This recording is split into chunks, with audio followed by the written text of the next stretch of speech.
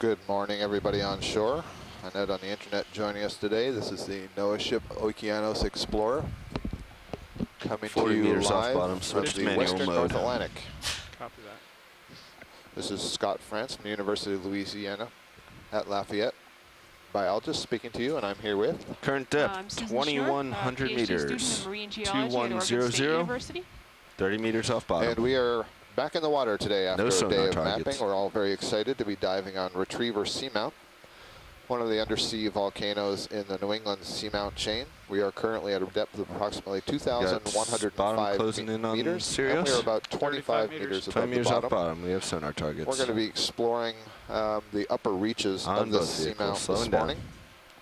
We expect to be on bottom about 2155 meters, and we'll be working our way upwards towards somewhere between 1,900 and 1,800 meters. We're on the western face of the Seamount. Slope is off the starboard side. Susan's going to give you a little bit of information on the location of the Seamount relative to the U.S. I told you at 20. Okay. Copy. So again, we are diving on Retriever Seamount. We have bottom on tether cam. Looks clear. And it is about 400 miles southeast of New York City. So we're quite far off the coast here. We are about 20 meters out, 65 miles from Munson Canyon, which is on the continental shelf. Bottom looks nice and clear. And Retriever is coming to bottom. The seamount we have it on main cam. Farthest from the coast, 10 but meters. Still within U.S. EEZ. That is sort of the exclusive economic zone. So it's a seamount that we are definitely interested in. It has been previously explored, but not very much, and so we're interested in finding out more about it.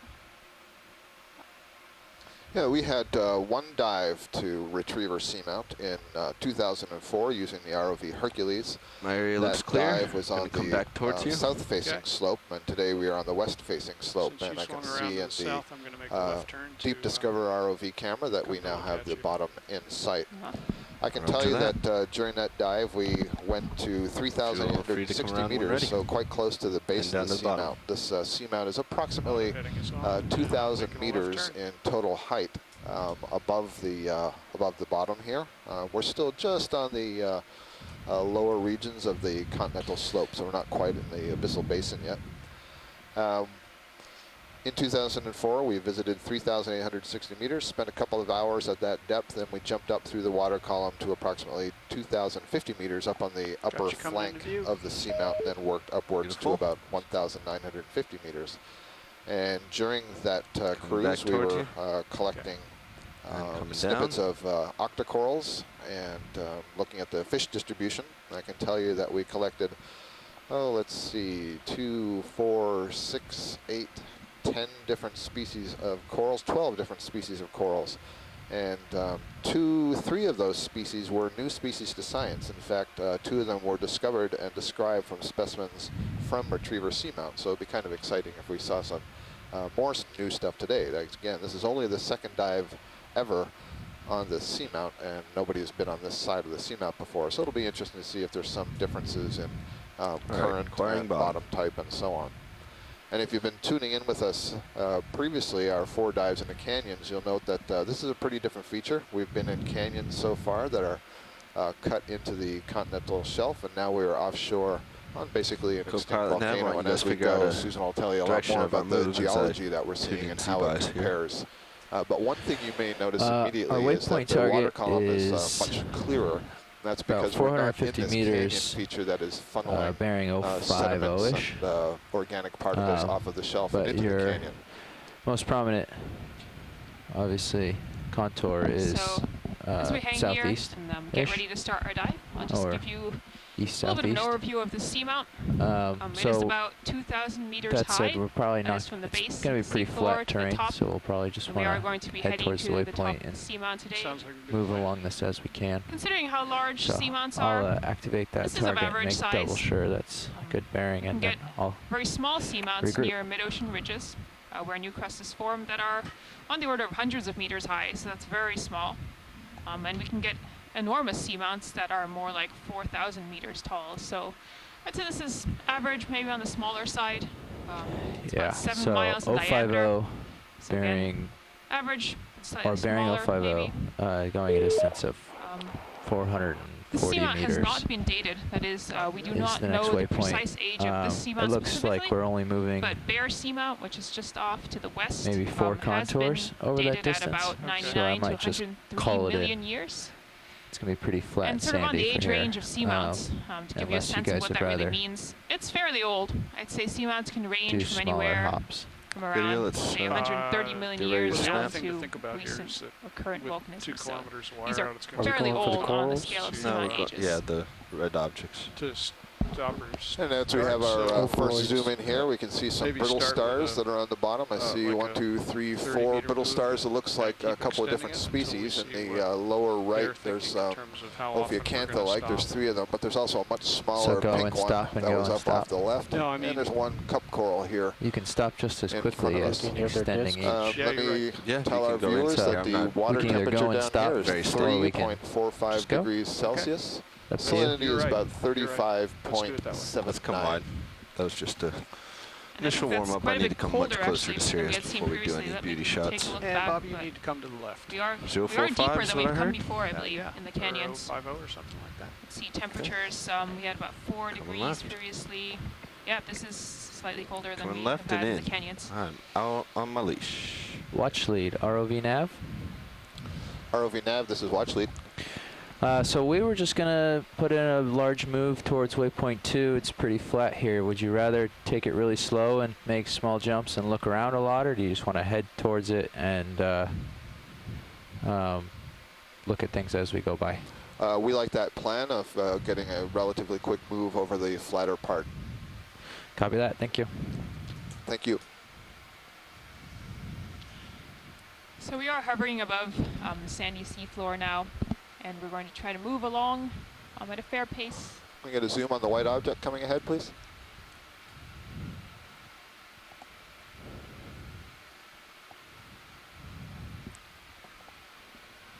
You're at.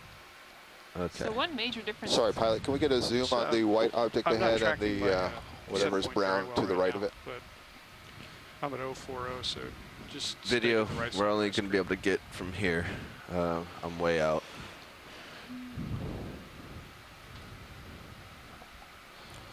So we have a C-pen there on the right side, this brown thing. You can see the, I've mentioned a few times if you've been tuning in, C-pens are Octa Corals that are adapted to live in sediment. Let's come and wide they have video. an inflated base. And you can see first, I'd like to confer on a ditch plan. That's called a peduncle. I think going either due west or something like 300, maybe west-northwest is perfect for us at the moment. And then I'll call back in just a second with a ship move.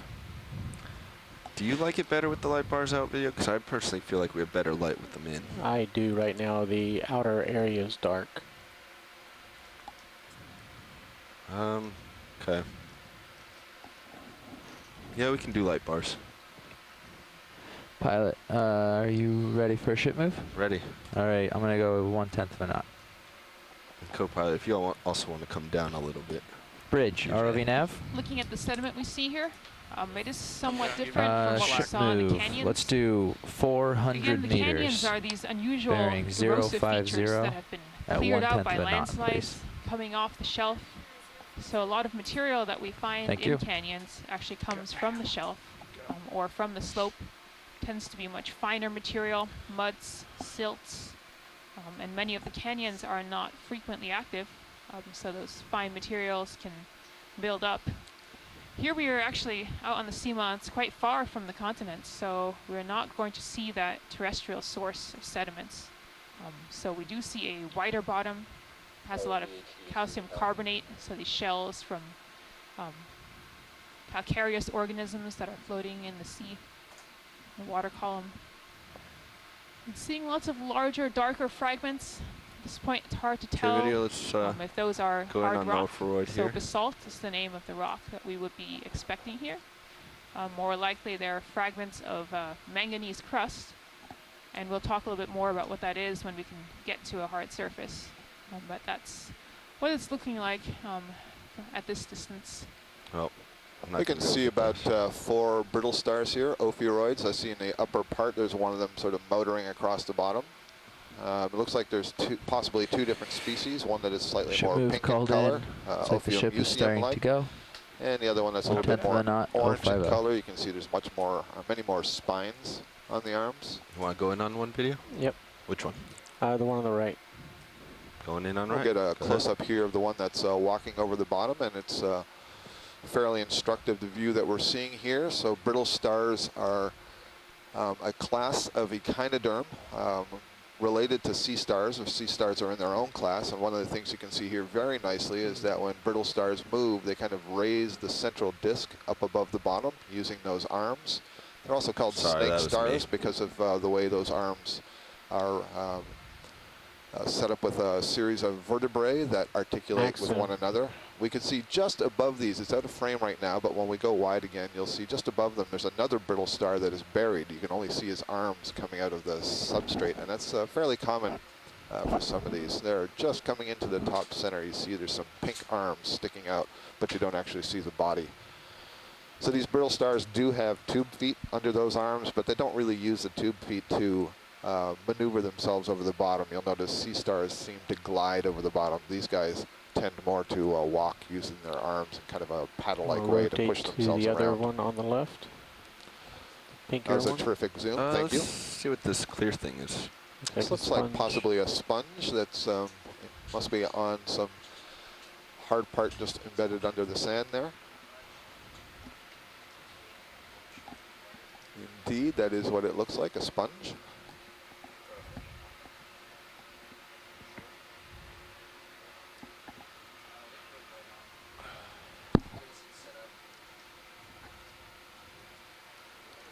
Okay. How are you doing, co-pilot? I got one more swing arm to bring out for you. Watch that. We'll do the brighter pink one then. The view that you are currently looking at, that is coming from the high-definition camera on the Deep Discover ROV, is pointed to 35 degrees. So we're looking towards the northeast, and that will be our general direction of motion for much of the first part of the dive as we head towards this small conical pinnacle that's up on the top of the seamount here. So this is the other species of brittle star that we've been seeing on the bottom. You can see that the arms strong are and only much more corners spiny than the previous one. The disc is not quite as round. It's a little bit more of a pentagonal shape.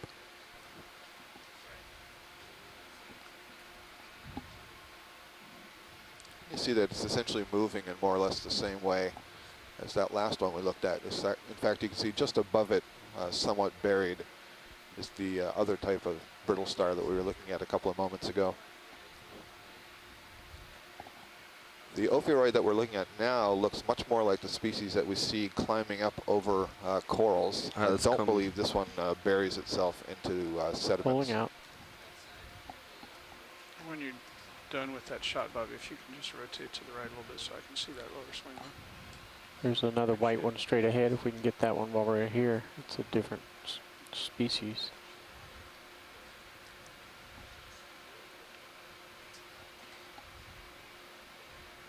It's a partial zoom. Yeah, go ahead and snap it. Now we see yet another ophiuroid here on one of the cobbles or rocks. Susan, I'm not sure how I'd refer to that. Oh, that's interesting. What's that? That surface is a bit different color. Is it flipped over or something? Let's come wide and I'll get a Yeah, it's possible much that better that's view. what is the inside, or possibly a basalt exposure, some actual rock and not manganese crust. We'll have to confirm that when we get up to an outcrop. Co-pilot, it's okay to zoom on Sirius? Can we get a clip of that last quick zoom? Thank you. We're actually going in for you, watch lead. Copy that, pilot. Thank you. Give you a little bit better view. I'm not certain if this is a third species of ophiuroid down here, Jeff, a third species of brittle star, Yes, sir. or if this is just a different Don't view forget of the there's ones two that jets. we've been seeing I keep jumping. that are buried that have less spines on the arm, or fewer spines. What's going on, I should say. Tilting down. It's as far down as I can tell. Yeah, I'll back us up. All these brittle stars belong to the phylum Echinodermata. Echinodermata translates as spiny skin, and it refers to calcium carbonate hard parts that are embedded in the skin, and on these ophiuroids make up the quotes vertebrae that are in the arms and allow them to be so well articulated. There's definitely some current coming across me right now. Yeah, he's too far down, unfortunately, video. I can't get much closer. That's a really good image, so you're close enough, at least from science perspective. Perfect.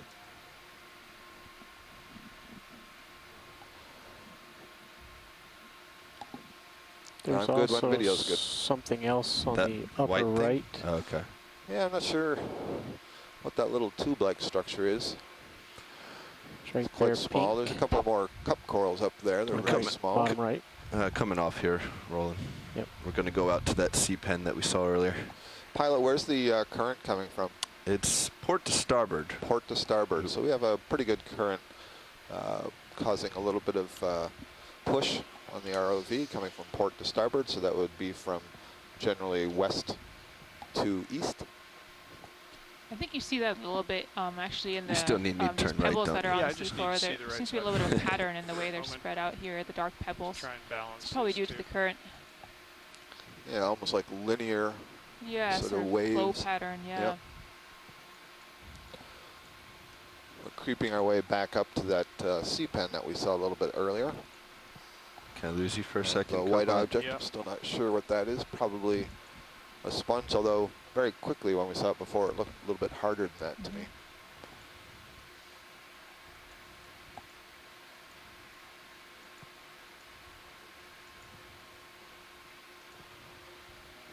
So right now we are joined by 18 different scientists or groups of scientists from shore in our instant messaging chat room.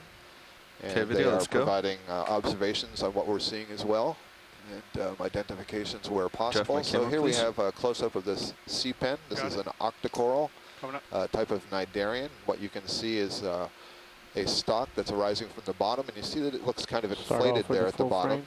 frame. And the base, which is called the peduncle, and the stalk have that is lasers? arising from it is one giant polyp, and it has a Lasers skeleton, an unbranched skeleton inside of it. Tiny white And urchin, this that's cool polyp looking. is able to inflate that base in order to anchor itself in Go ahead and go into the base. sediments there. And then growing out of that polyp, you see all these other smaller polyps. Each of them has a small Excellent. body with a ring of tentacles on it.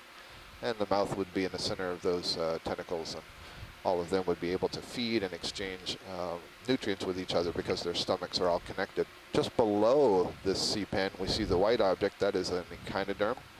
That is an urchin, a sea urchin, in a class Echinoidea. So this is another class in the echinoderms Okay, go related ahead, to pan the up brittle the stars stalk. that we were just seeing. So that would also have tube feet, kind of like your standard sea urchin that you may have seen close to shore. This would be a different species. And back down.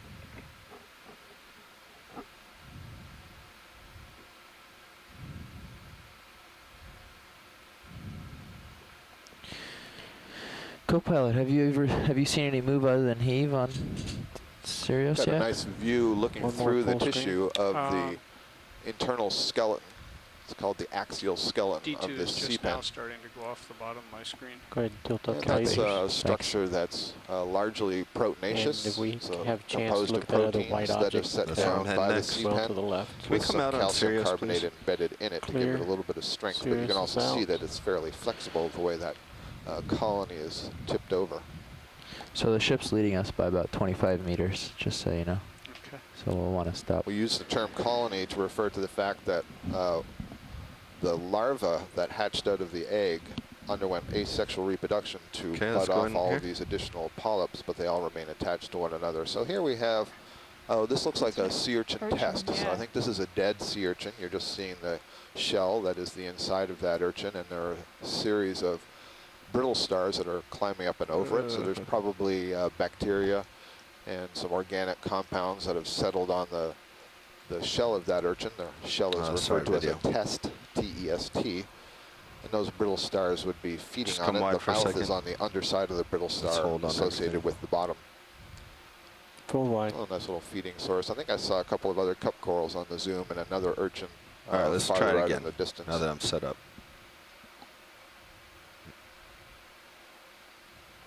It's a real good disc on the left. That was a runaway camera.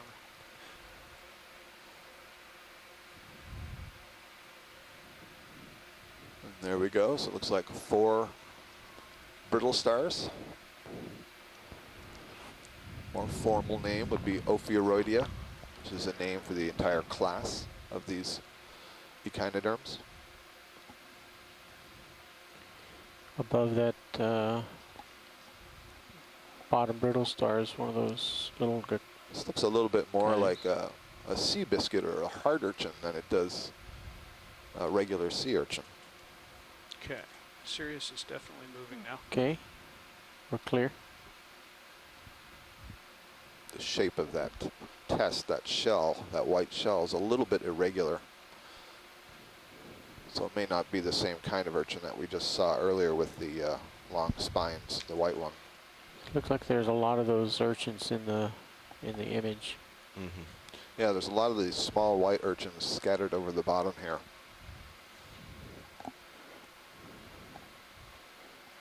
Can you maybe, can we push in on partial zoom and sort of just fly for a little bit? Do you have your camera back? Does that work for you, pilot? So Susan, earlier You want to in go our partial? dives in the canyons, Yeah, partial, we just so we can have see these little white things I used believe are this mostly new urchins. tool that the Okay. ROV As crew you sort of designed just to fly look at over. sediment depth. And when we originally started talking about that, this is the kind of surface that I was thinking would See be all these interesting. are I really urchins. have no good concept for how thick And these you can sediments just fly are. along.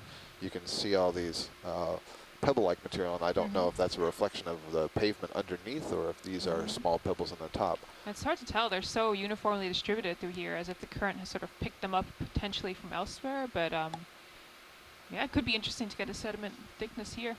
I've seen a number of these small urchins, so there's more than a dozen that we've just passed over in the last few seconds. If we're going to do a sediment probe, we need to stop the ship. Oh, and soon. there's a xenophyophore as well. let If me we know. can get a close-up look of that, where the brittle star is, and there was an urchin looked out, a little raised feature. Right there. Partial zoom.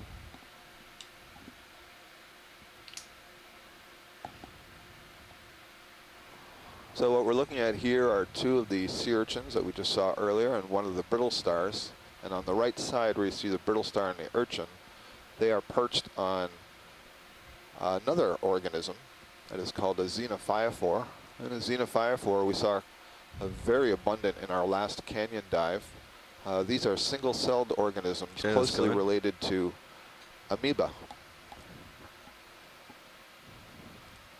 And this one looks a little bit different from what we were seeing on shore. It's hard to tell that this is not just a pile of sand grains, but these do appear to be glued together. I can see a few tubes in there. And essentially what we have building that little mound or that little mud concretion is a single-celled organism. It's on the inside. It has the ability to essentially bind sand grains to the outer side of it and construct these features so that you get to see a single cell at macro scale. We refer to this as megafauna. The term megafauna refers to animals that are large enough to be seen in these photographs. And so here you have a single-celled organism producing a structure that is large enough to be seen. And then there's an urchin perched on top of it and to the side of it. The term xenophyophore, that's X-E-N-O, translates to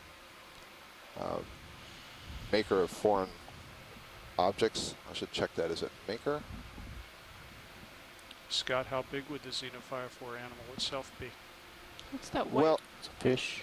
so the entire structure you saw there was a little bit less than 10 centimeters. Much of it would be dead, in that parts of it the cell is no longer inhabiting, but that one cell at one point was extended throughout the structure. Lasers It's probably off. only living in the outer regions of that that mud ball now. Thanks, Scott.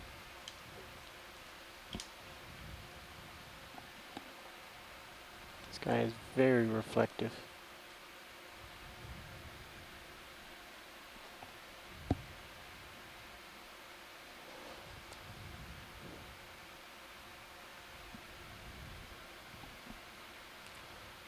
So just to finish my last thought there, Zoom for the fish. xenophyophore translates to Zoom for the bearer head. of foreign bodies, and what it's referring to, the foreign bodies, is the Center him up mud there. and the sand grains that it can glue into that test or that structure that it is built.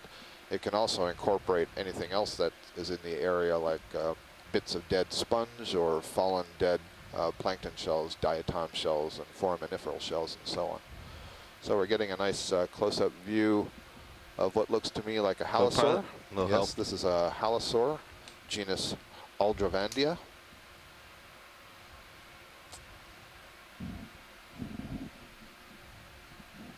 Very nice view. That is Max. We're also getting a nice view of some of these pebbles and larger fragments in the sediment. You can see that there's really a variability in the color that you see. Some of them are quite dark, other ones are more orange, and this is a very typical alteration color. Okay, go ahead and pan down the body. So that is the types of we'll rocks that we find the on the deep sea tend to be very dark. They are known as basalts, and they're rich in iron and magnesium, and that's why they appear dark. But at low temperatures over long time periods, there can be exchange of elements with seawater, and so that rock is actually being altered and changed into different minerals. Some of these orange-red minerals are clay minerals, known as iron oxyhydroxides. Okay. Nice flying. Pulling out. Can we just get the lasers on if they weren't on? Just quickly, They were just so at we the start. Okay, thank you. Let's just throw them on again. Just get a side view. Oop. That would be Thanks, that's good. taking my camera It's back. in the same image. All right, moving on. Permission to push in tight on Sirius. Yeah, go ahead. This is really a remarkably uniform slope, isn't it? We're not seeing any of these burrowing mounds that we saw in the canyons. Right, exactly. Sediment doesn't look burrowed at all, actually. Yeah, so Let that me know makes when me you got a wonder video. if, you know, this is a really thin veneer of sediments. There's, you know, there was some microstructure. There's also not much in the way of relief on this part of the seamount. Okay, meaning, pushing forward.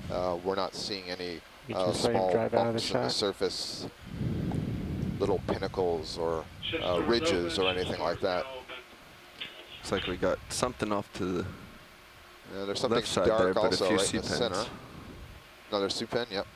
See if we can get a at better least shot two of more this one. C-pens here. That's a partial on Sirius.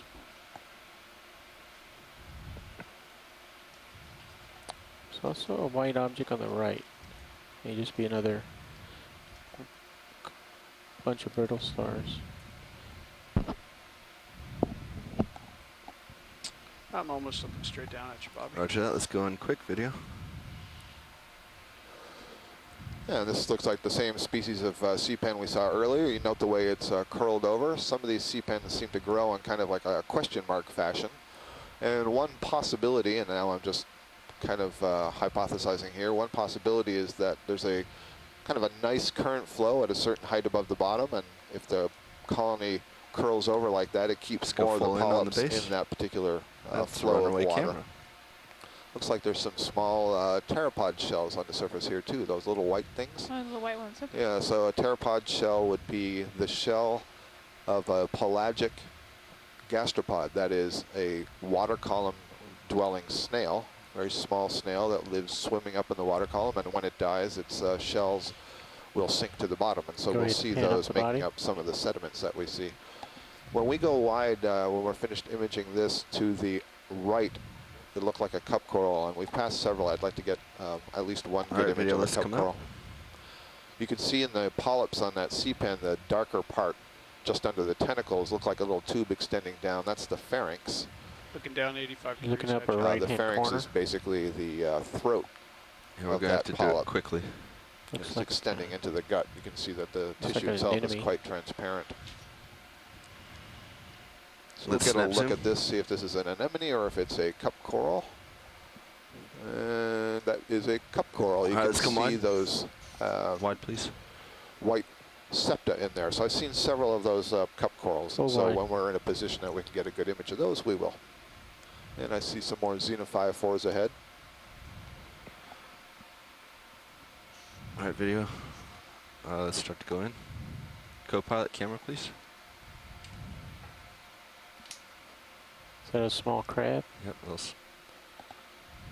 Looks like a little hermit crab. Yes, it is. Hermit Inside crab. of a snail shell. And that crab has a small when we're done with the crab, let's snail come shell down. on its back that the abdomen is tucked into. And now here's a nice view of this cup coral. Up just You a can hair. clearly There we see go. the Beautiful. tentacles. So a cup coral is a scleractinian coral. It's a type of cnidarian, very closely related to the sea pens we just saw. But this is one essentially giant solitary polyp. You can see the tentacles that ring the edge of what we're looking at, the disc. They're fairly transparent. And that line, that orange line down the center is where the mouth is. Looking straight down right now. You can go ahead and lift off. I'll pull out. And it produces a little cup-like skeleton made of calcium carbonate that is secreted by that soft tissue. And essentially that tissue is kind of sitting on top of that skeleton, much like you would be sitting on a chair, but the tissue secretes the skeleton from cells on the underside. There was a little critter just up to the right of it. Yeah. Polychaete or amphipod or something. Yeah, we got a good image of it.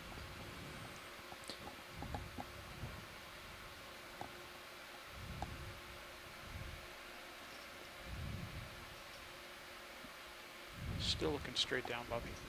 Yeah, roger Push that. out, please. Pushing out as soon as I see what this white thing was. Yeah, it looks like another one of those. Yeah, is this another, is Shells. this one live or dead, I wonder? Unfortunately, So- we can't wait to Understood. find out. Understood. Gotta push out. The video's perspective, it looked like this shell again, the old dead one. Pushing out.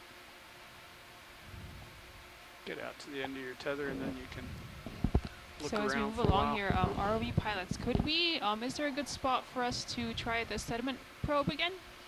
I'm not sure what your we can, position is right now, or We can bring the ship to a stop and do the sediment probe if you'd like. Okay, if that's going to work for you, we'd So like let's to try that. call in the ship stop, look around until Sirius stops. Passed over Should be another Halisar? 5 minutes. So. Yeah. Bridge, ROV nav. Anything in sonar? No. A wash lead for you. I have a feeling that our sediment's Can we pretty do an hard easy here. stop right here, please? Thank you. Yeah, that's what we're thinking. We don't think it goes deep at all. No, I've been touching down, Yeah. and with this heavy side current that we're getting, I'm pushing down on my verticals pretty strongly, and we're not seeing the typical stir up of mud and dust. So I think it's. Well, that's a pretty good indication. I Maybe think we it's- don't have to deploy it here. Okay. It's up to you. We can still deploy. I just wanted to give you a heads up there. We're Yeah. more than happy to deploy for you. I think it'll be interesting to deploy it and sort of see how it behaves in this Perfect. grain size of sediment. So since we have over 2 kilometers of cable out, we brought the ship to a stop, and we're gonna wait a few minutes, make sure Sirius has stopped moving, and then we'll set up for the poke. Okay, that sounds good. Thank you. Thank you, Bridge.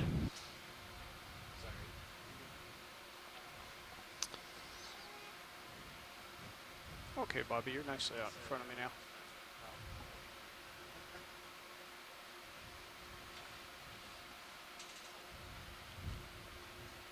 Let's do it, video. Looks like some white staining, doesn't it? It does. Hard to tell what it is. It's just whiter. It looks like sediment. It just looks like Yeah. whiter sediment, some pile Is it- of carbonate.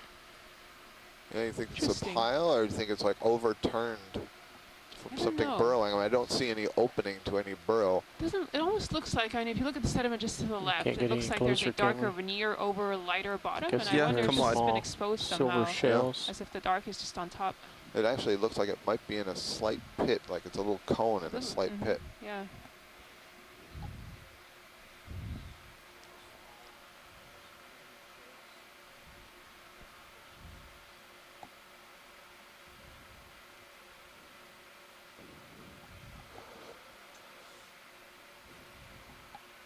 So something to keep in mind here. Let's go. Susan, perhaps you said this, or we can talk more about it later, but the sediments that you'll see on the seamount here ultimately have to be derived from the water column.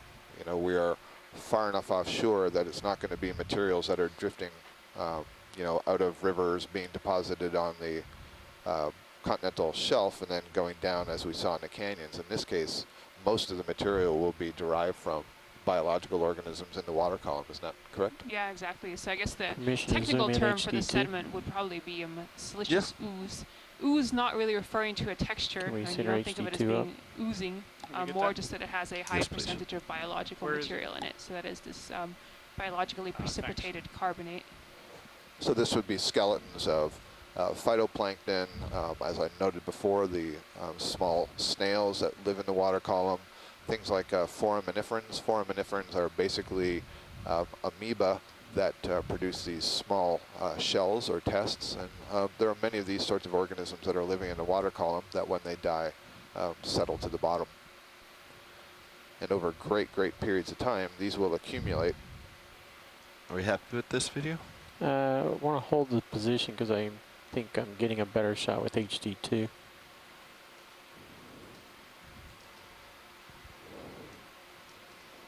Just need to get some more light on We the had one subject. rather interesting suggestion from shore that perhaps this could be one of the urchin tests that has been degraded and fallen apart. Basically, as I mentioned, the urchins belong to the phylum Echinodermata, which means spiny skin, and that test is made up of a bunch of these glued together, what are called ossicles, these calcium carbonate bits. So perhaps over a long term, after everything is finished feeding on it, that shell HD2 may does not give me a disintegrate. better image, so we're clear. So an interesting hypothesis Zooming there. out. How do we look on Sirius position? Looking down at you, 55 degrees. Certainly that is a very localized patch of Seamount white. still Looks like moving. oh, this is another Xenophyrophore with a brittle star on top. Let's see if we can get a better image of this one than we did the last.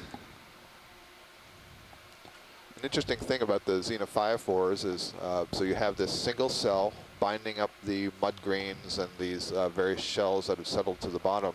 And what it does is, as it begins to grow up off the bottom into that ball-like structure, it's affecting Permission to the push you on near bottom Sirius. currents. So you get some scour around it. You may get these little depressions. You may get If I little can get some eddies help on where my there's camera. food deposited, and so a lot of worms So I and think small I'm pretty well there. crustaceans that are in the sediments may Video be is going.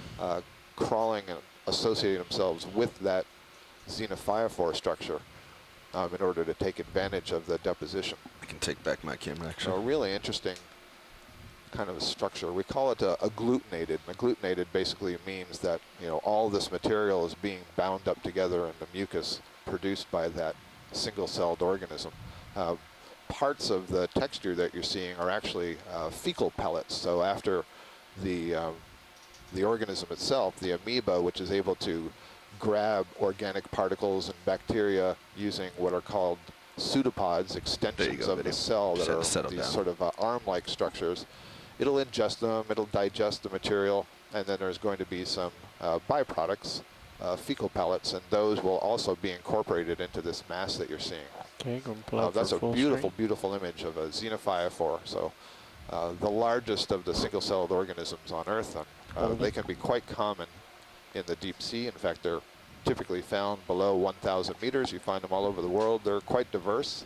The one that you're seeing here looks more like sort of folded plates. What we were seeing in the canyons looked more like a series of tubes that was Let's come wide video anastomosed when you have it. together. And they Pulling can take wide. on other We still have shapes lasers on. and sizes. So this would be a different species I'll that get we them saw on in the if canyons, not. but When you it see is them a one, you have to Xenophyrophore. tilt up Very nice. slightly. There we go. Okay, we're clear. All right. All right. If you rotate up There's a little another- bit, I'll There's another cup coral above the Yep. lasers. Yeah, we're going to go with the Another poke cup test coral. here. all right. So we got Susan all excited here. We're going to have a If you deployment of rotate the around in device that Sirius's we've view, been calling the sea poke. That's what I'm doing. give a nice view. So I'll let Susan describe what's going on. Does this area look So, okay, watch lead? Right here ahead of us? Yep, this looks fine to me. Perfect. You're So I'll just turning quickly the- describe what we're doing here. This is the sediment probe that we are affectionately calling the sea poke. It is a simple device that the RV team put together for us on this cruise, and it is basically a sturdy but flexible rod attached to a rubber ball that makes it possible to hold that rod in the claw arm of the ROV. And the idea is simply to insert that rod vertically up and down into the sediment to get an idea of how thick the sediment is. So As a geologist, I'm interested in how much sediment piles up in certain locations. It can tell us something about possible sources of sediment. Is there more sediment coming to a certain area or less? And so we're interested here in seeing whether this is a thicker pile of sediment or just sort of a thin veneer that's covering the slopes here. So we're going to spend the next few minutes getting ready to deploy the sediment probe.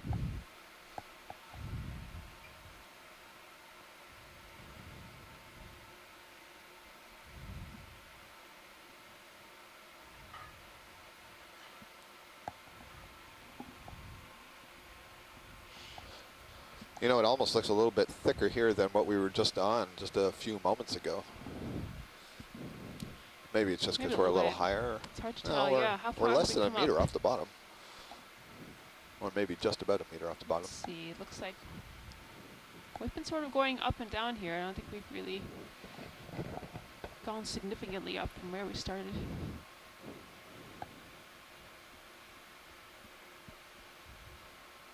I guess I'm interested in seeing how much resistance there'll be to the probe going down, because the sediments in the canyon were just so soft. Yep. The probe went in very easily. Here I imagine the fact that there are pebbles in there might make it a little bit harder to use the probe. That was a stuck. Yeah. Yeah.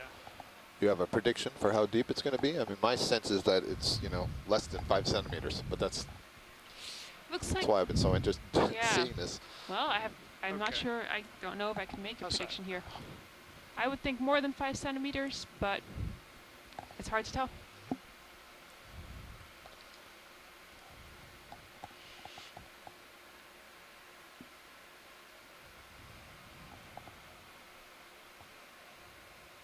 I guess we are sort of at the summit region. I mean, we're not at the summit, but Good with we're that, higher Bubba? up on the seamount, so I guess I might expect Yeah. there to be Let me see my a little wrist. more sediment here, at least from what's coming directly down in the water column.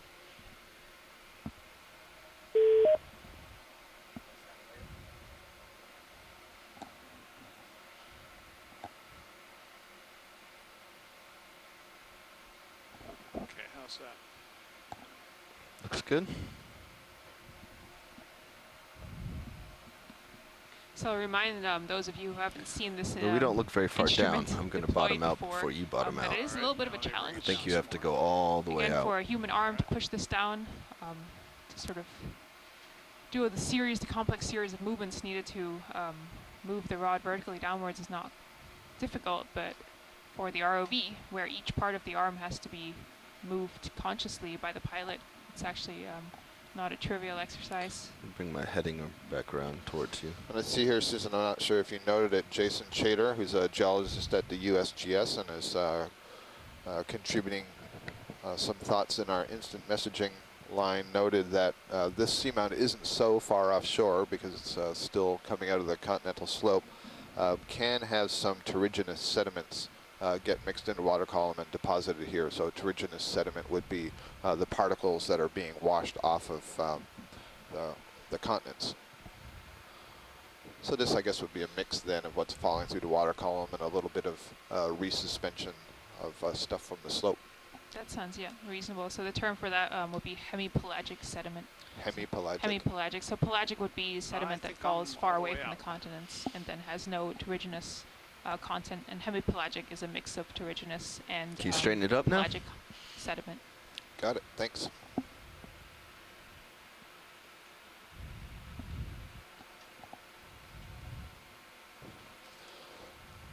And those of you on shore, if you want to have a look at stream number 2, video stream number 2, you can get a view of the Deep Discoverer from the Sirius camera.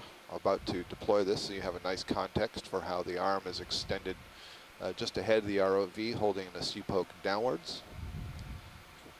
Now you'll need to tilt the ROV camera down. You happy with that?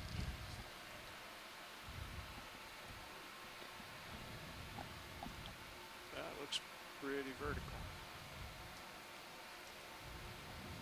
Looks like it's the bottom's towards you, doesn't it? Yeah, you need to look at the main HD camera of the ROV to see its top is to the left.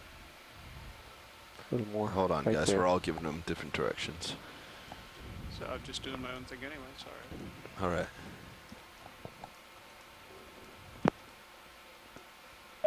All right. It looks vertical to me in the main HD, and it looks vertical to me in the Sirius view. I would be happy with that.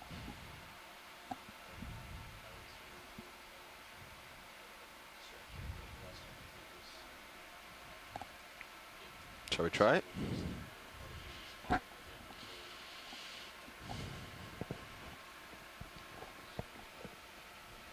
Are we ready to poke? Video's ready. We are ready to poke. Okay, coming down slowly on the joystick. So we put out a call to the scientists to predict the sediment depth. Looks like I'm on the short end of the range right now. We have estimates coming in. Amanda Demopoulos from the USGS, 20 centimeters. Sorry, Amanda, I called out your guess on air. Susan thinks 25 centimeters. Tara Harmaluk from Stockton College is guessing 40 centimeters. Rian Waller from the University of Maine is guessing Nice. 30 centimeters. Nice. Missed it by that much. Are You you can't get us down? any farther down, can you? I probably should not set my set point below the ground. We also have I one think estimate from your shoulder Jason could Chater push at down USGS quite a of ways. 5 meters. Looks in like which from case, 5 meters. in which case we would not actually be able to measure go. the precise thickness because I believe the probe itself is about 80 I'm giving centimeters shoulder long. down there. Of course, I think It's moving. we're all the way. So you can see all the scientists are I don't know if we Quite want to keep interested in- pushing it. really not too sure what it'll be here. Maybe we're going to lose you on okay. serious view, but I'm So going to bring my heading around and I can face uphill. Pulling Sirius out. I can bring the There's a Hold up. arm. good comment that Down. Jason Chater has just added, So- and that is, you know, these seamounts have been I out was here focusing for on having it tens out of millions further. of years. So instead That's a lot of having it time out, to accumulate up. sediments Yep. on the seamount, so this may be thicker than we realize. All right. I'm facing upslope, giving us our best odds here. I guess since we saw those strong currents, I guess possibly we could have sediment being carried in here from elsewhere on the seamount, possibly being deposited here. Let me come up some more. No, I think I'm reaching the limit of my wrist. So now the question will be if I can get it nicely vertical for you. So the ROV is oriented now so that you are looking directly upslope, this local area, Can't quite see it in the serious view. Can you? Can we which in parcel this serious? particular Yep, instance just is need to looking center to up the a little bit. southeast. So the local slope that we're on is going up towards the southeast. And you can see how the kind of the lines of pebbles and so on are oriented down slope, They aren't are, they? it's true.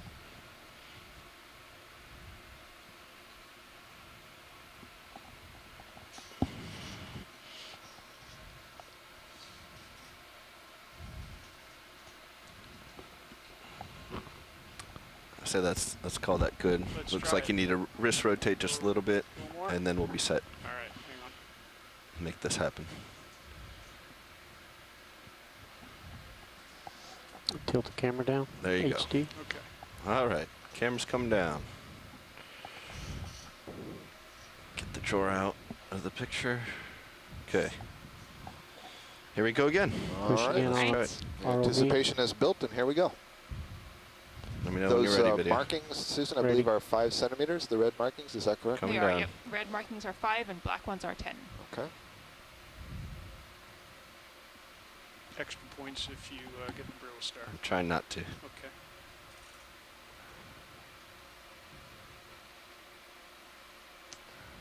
Okay. Here we go.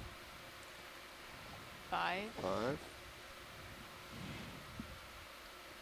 10, Looks like you're pushing forward. 15, Wow. 20, 25, 30, 35, Camera up. 40, 45. Well, if the camera were on in here, you'd see my surprised face. That was Auto XY taking me those directions. Huh. Did not like its. So we haven't hit bottom yet. We were at 45 centimeters, but I believe had not hit bottom yet. It's going in there quite easily, isn't it? It is. All right. We'll try that again for you. It's not nearly as sticky as That's right, yeah. it had been in the canyons.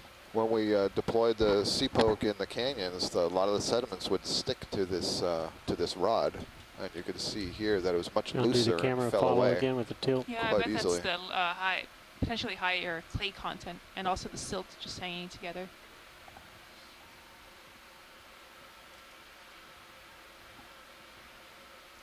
Go, it's 20, 25, 30, 35, 40. 40. Go, Bobby.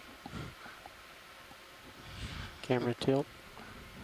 We can't go down. We've bottomed out, so. I see. But If you're let's looking tilt at the up and Sirius look at those view, you lines. can see that the If you would, Jeff. the skids of the Deep Discover ROV are actually coming in contact with the bottom, and so we're on a slope here. We can't actually get any closer to the bottom. It's 40.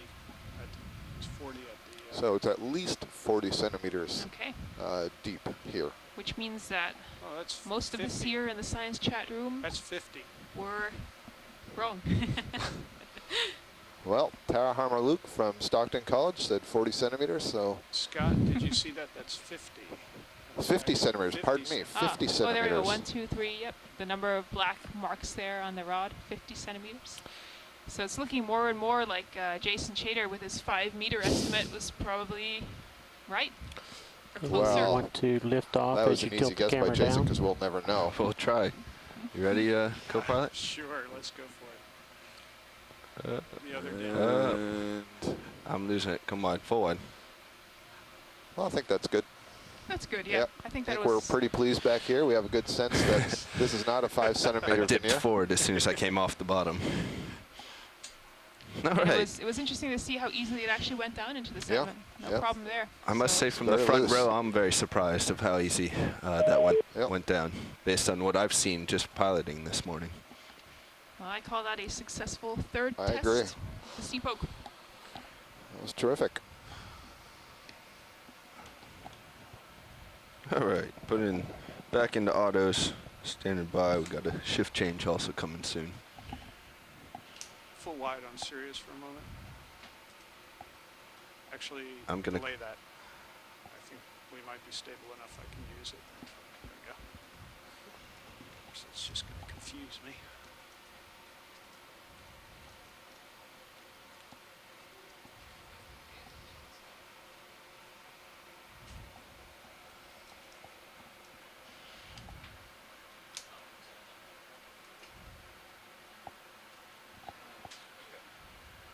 Let's go in a little bit on Sirius.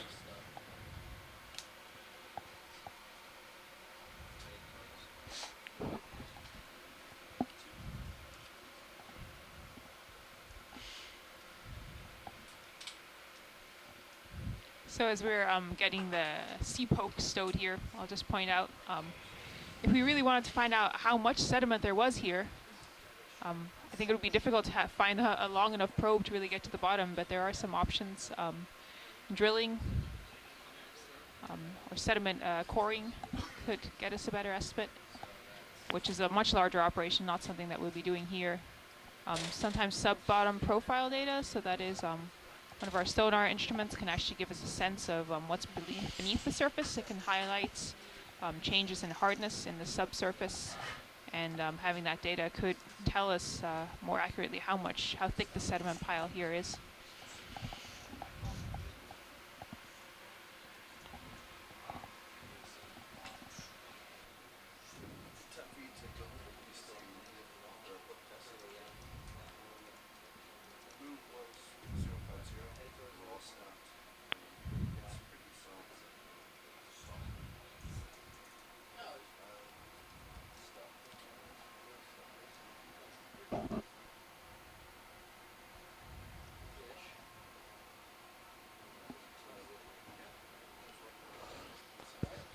And we are having a watch change in the front row, so we're exchanging our ROV pilots and navigators. So we'll just be hanging out here for a few moments while that is done. That's a reminder, we're on Retriever Seamount We're on the western face of this slope. This is the first seamount that we have dove on in this expedition, this leg of the expedition. This seamount is approximately third in the chain, moving off of the continental shelf, going towards the southeast. We're at a depth right now of 2,135 meters, which is, let's see,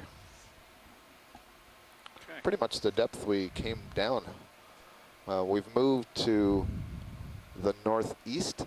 We came down somewhat southwest of here, and we're more or less following along a contour line as we get across this expanse of relatively featureless slope, and we're moving towards one of the small cones at the top of this seamount. We have seen several sea pens and a few cup corals. On the bottom, we've seen several ophiuroids, at least 2, perhaps 3 species, and a fairly large number of sea urchins, very small white sea urchins. I believe we've only seen a couple of species of fish, halosaurs for certain.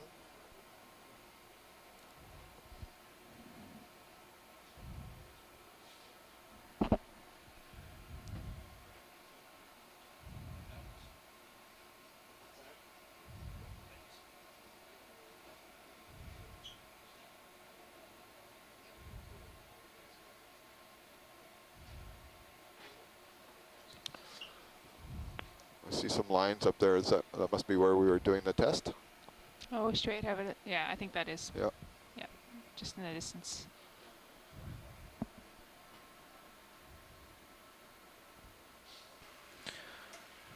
Okay, dive watch leader. ROV pilots have made their watch change. Ready to go. Welcome to the seats. Good to have you. We've just been testing the sea poke, getting an idea of the thickness of the sediments here, which is more than 50 centimeters. And we are ready to head up towards the northeast and approach the feature that lies ahead. Okay. Pilot, I see all of your swing arms are out. Okay. Looks like pretty good terrain for that sort of setup. Yeah. I will spin around left, face the northeast. I will do the same. 050, I believe. 050. As you see the image in front of you spin, the ROV has been looking towards the southwest, a little bit back towards, we just did that sea poke test, the sediment depth test, and now is spinning to the left. It's just coming by a southern view.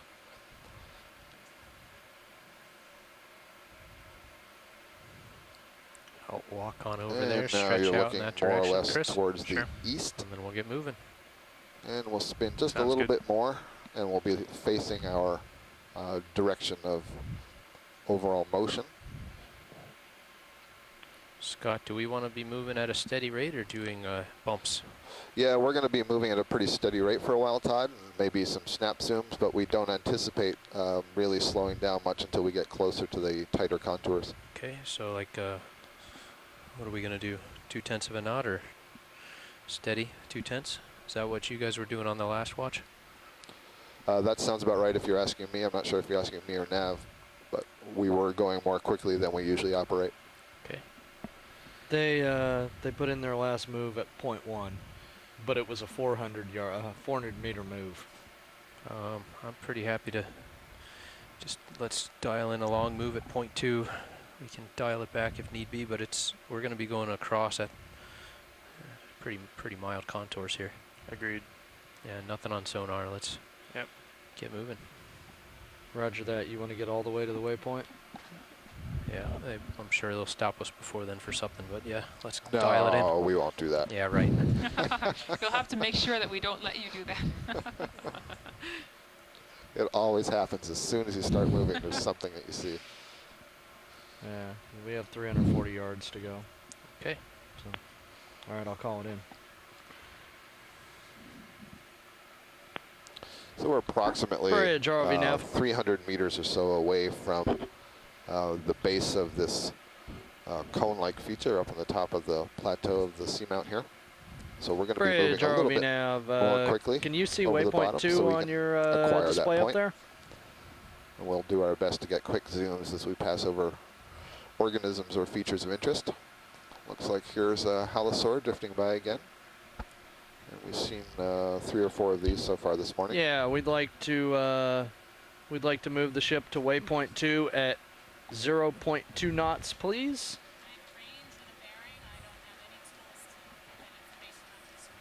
Stand by getting it for you right now.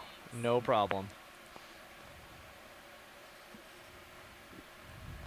For those of you just tuning into the video feed, we're on Retriever Seamount. Yeah. We're at a depth of 2,135 meters, so now. just over 2 so kilometers the deep. range is 340 meters, and Which is the about bearing 1.2 is miles deep. 060. The water temperature here is 3.43 degrees Celsius. Go ahead, video. Go ahead for zoom. 2/10, please. Roger that. Thank you very much. Video. Okay, hold that. Let me try to get it in a little closer. You're looking at a halosaur. We're waiting for a ship move. Little traffic in the ear there. And my scientists on shore, Emily Duan, Peter Oster at the University of Connecticut, and It's the about Mystic the end of my Aquarium are telling tether. me this is likely in the genus Halosauropsis. Halosauropsis. So if you've been tuning in with us Come down a on the little bit. canyons for the previous 4 dives of this Yeah, leg, please do. we have been seeing a halosaur of a different genus. So this is the same group, the halosaurs, but a different species. You can go tight if you want, video. I'll try to hold it steady, but I am at the end of my tether. Should give you a little more, pilot. Very nice image there as it hovers in the water column. It's its fins extended, head downwards. That back fin, tail fin looks a little bit ragged towards the anterior end.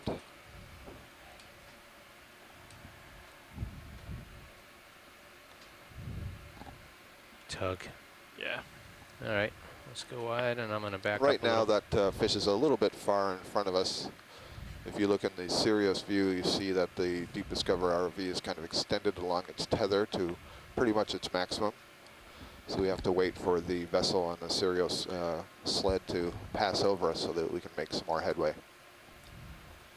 It's kind of a delicate operation, balance of a lot of different moving parts when we're diving deep into the ocean on these canyons and these seamounts. Do we believe 80?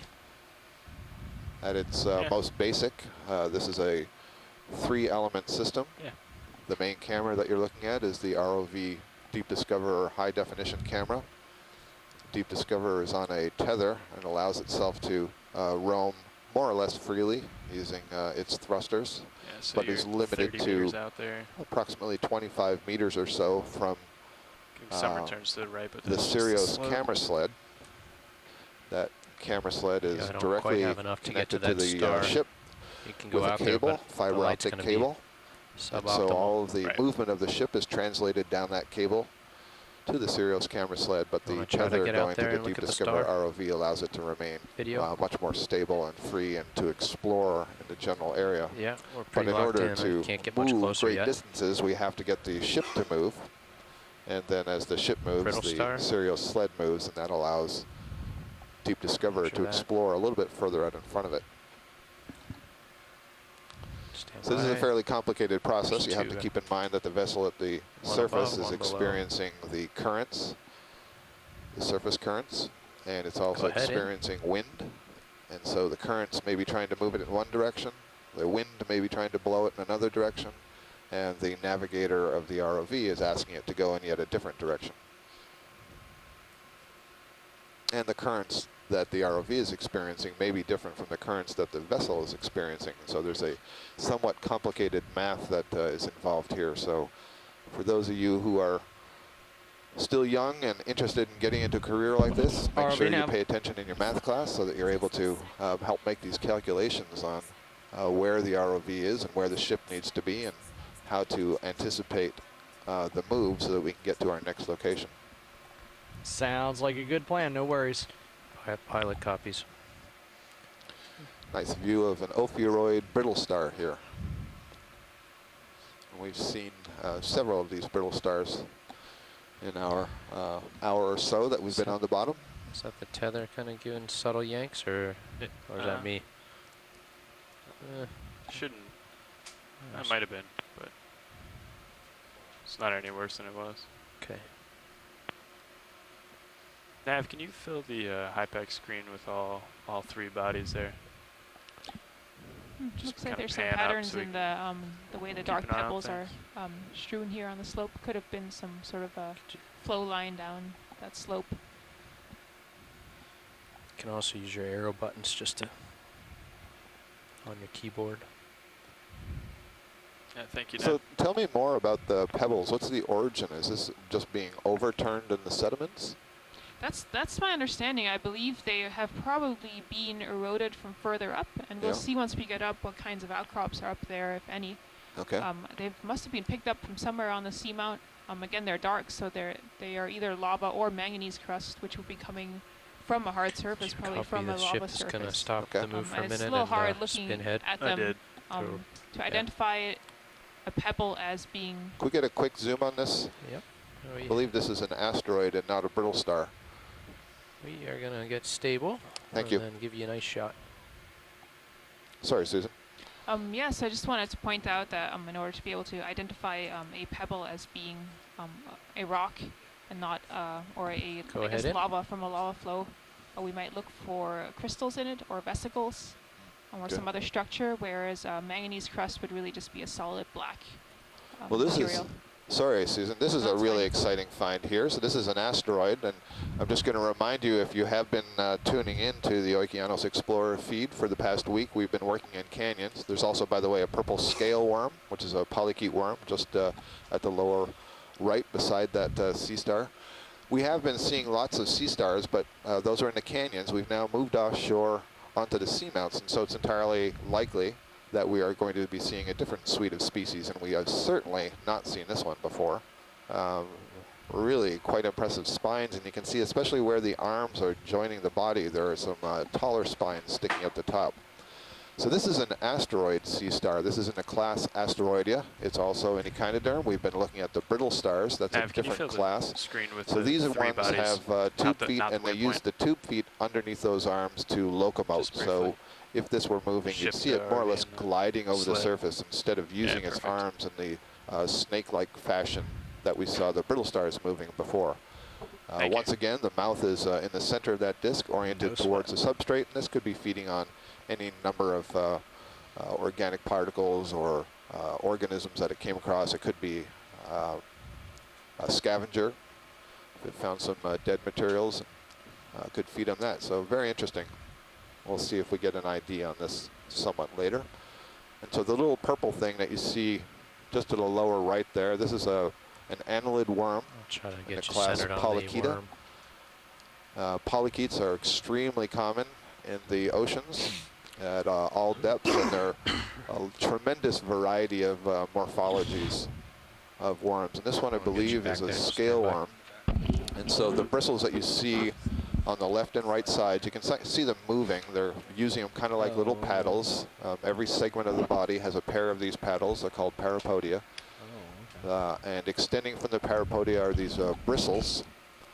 The bristles are also known as chaetae, which gives Do you you have any the more name zoom of than these that? worms. The polychaetes, Okay. meaning lots of chaetae or lots of bristles that are extending from those little paddles. Nice.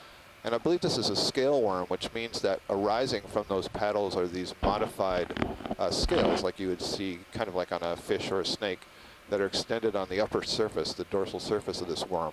And they enclose a little space between the body and those scales. But a nice purple color there. Thank you. She's resetting, Bridge is resetting some parameters. Basically, they're going to turn the ship and drive that direction. Okay, when you're ready. And then again, on the geologic side, it's a little hard to tell what these rocks are really coming from. So If we could resetting see more some clearly, we stuff, might look probably for gonna some Ooh, there's crystals, a ship and then minerals in me the down rock, there or with you? vesicles, that is gas Well, bubbles that while might I'm indicate